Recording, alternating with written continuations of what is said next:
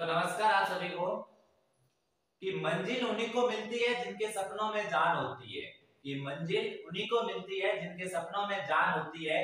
पंखों से कुछ नहीं होता, हौसलों से उड़ान होती है। तो आज इसी मोटिवेशन शायरी के साथ में हम अपनी क्लास को स्टार्ट करते हैं।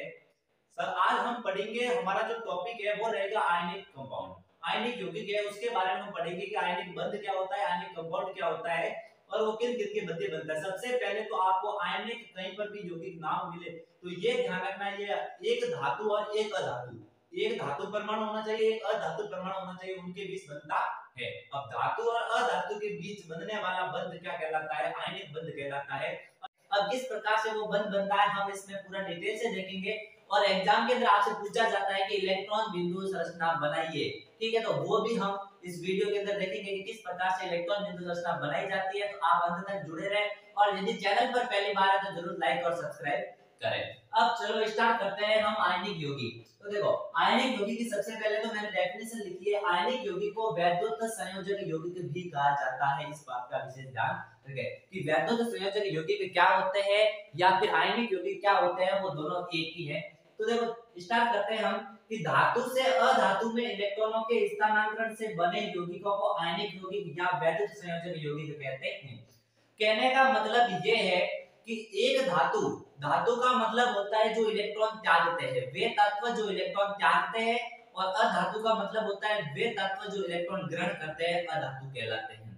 तो जब धातु से अधातु में इलेक्ट्रॉनों का स्थानांतरण होगा, कहने का मतलब धातु अपने इलेक्ट्रॉन अधातु को देगा और उसका अष्टक पूरा करेगा, क्योंकि कोई भी तत्व ये चाहता है कि मेरा अष्टक पूरा हो ताकि मैं स्थायी हो जाऊं, अगर ये गैस विन्यास प्राप्त करना चाहता है। तो अब ये धातु अधातु से इलेक्ट्रॉन देगा तो उनका अष्टक पूरा हो जाएगा ताकि वो आपस में बंध बना सके। तो इसी प्रकार ये परिभाषा भी उसी की है कि धातु से अधातु में इलेक्ट्रॉनों के स्थानांतरण से बने यौगिकों को आयनिक यौगिक या वैद्युत संयोजक यौगिक कहा जाता है। आप देखते हो नमक, जैसे कि नमक का आप फॉर्मूला पढ़ते हो कि साधारण नमक का जो फॉर्मूला होता है वो NaCl होता है। तो आप खुद चेक करो कि NaCl एग्जांपल में जैसे कि NaCl, तो मैंने कहा कि कहीं पर भी आपको एक धातु परमाणु एक अधातु परमाणु दिख जाए तो आप समझ लेना कि वहां पर कौन सा बंध होगा, आयनिक बॉन्ड पक्का होना है। अब देखो ये धातु है कि सोडियम, मैंने कहा जिसके पीछे अधिकांश के अंदर सामान्यतः यम आता है वो धातु होते हैं और बाकी वाले अधातु होते हैं। कुछ अपवाद भी होते हैं लेकिन अधिकांश के अंदर इस प्रकार होता है। तो ये सोडियम धातु है। अब है कि धातु और अधातु, अब NaCl इनके मध्य जो बंध होता है वो कौन सा बंध होता है? हमेशा ध्यान रखना, वो जो बंध होता है वो आयनिक बंध होगा और इस प्रकार के जो यौगिक है वो आयनिक यौगिक कहलाएंगे। अब हम बात करते हैं कि इनके अणुओं के मध्य प्रबल आकर्षण बंध पाया जाता है। प्रबल आकर्षण बंध, ये जो अणु है इनके, तो इनके मध्य प्रबल बंध होता है, कहने वाला बहुत मजबूत बंध होता है। और जब कोई चीज मजबूत होती है तो उसको तोड़ने के लिए भी ऊर्जा अधिक लगती है, आपको पता होगा। ठीक है, जिस प्रकार अब यदि हम इसको गर्म करना चाहेंगे, आयनिक यौगिकों को गर्म करना चाहेंगे और उनको अलग अलग भागों के अंदर तोड़ना चाहेंगे तो वो आयनों के अंदर टूटेंगे, लेकिन आयनों में टूटने उनको तोड़ने के लिए हमें अधिक ऊष्मा देनी पड़ेगी, अधिक ऊर्जा देनी पड़ेगी, क्योंकि उनके मध्य जो बंध होता है वो बहुत ही प्रबल, बहुत ही मजबूत होता है, स्ट्रॉन्ग बॉन्ड होता है, जिसके कारण वो आसानी से नहीं टूट पाते।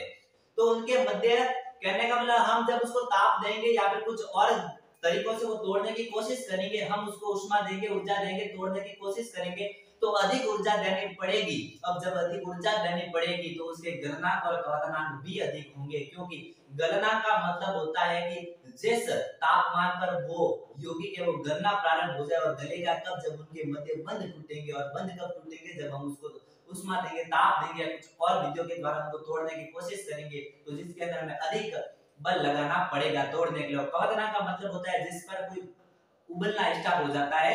ठीक है, तो क्वथनांक और गलनांक होते हैं वो अधिक होते हैं। क्यों अधिक होते हैं? क्योंकि प्रबल आकर्षण बंध पाया जाता है। अब बात आती है ठोस अवस्था में विद्युत का चालन नहीं करते हैं। ठोस अवस्था में विद्युत का चालन इसलिए नहीं करते क्योंकि देखो किसी भी विलयन या फिर और भी किसी में बात करें जिसके अंदर विद्युत धारा का प्रवाह हो सकता है, कहने में करंट पास हो सकता है, तो उसके लिए जरूरी है आयनों की गतिशीलता। अब बात आती है ठोस अवस्था के अंदर अणु सभी पास पास में होते हैं। जब अणु ठोस अवस्था आप देखते हो कि इस प्रकार से होती है। ठोस अवस्था के अंदर अणु पास पास में होते हैं, ठीक है। तो अणु पास पास में होते हैं तो इसके अंदर जो आयन है वो क्या होते हैं, आयनों के अंदर ये नहीं टूट पाते हैं। ठोस अवस्था आयनों के अंदर नहीं टूट पाते और टूट पाते हैं तो वो गति नहीं कर पाते, और जब तक आयनों की गति नहीं होगी तब तक विद्युत का धारा का चालन नहीं होगा, इस बात का ध्यान रखें। लेकिन जैसे इसको हम गलाएंगे, गलाएंगे कहने को जल में या फिर किसी अन्य विलयन के अंदर हम डालेंगे इसको, ठीक है, तो फिर ये गलित अवस्था हो जाएगी उनकी, तो ये आयनों के अंदर टूट जाएंगे और जिसके कारण ये आयन आसानी से गति करेंगे और विद्युत धारा का आसानी से चालन करेंगे। तो एग्जाम के अंदर बहुत बार पूछा जाता है कि जो आयनिक यौगिक होते हैं वो विद्युत धारा का चालन किस अवस्था के अंदर करते हैं, ठोस अवस्था में या द्रव अवस्था में या गैस अवस्था में। तो इस बात का ध्यान रखना कि ठोस अवस्था में तो बिल्कुल नहीं करते, आप गलित अवस्था कह सकते हो, गलित अवस्था के अंदर बिल्कुल उसका चालन होगा।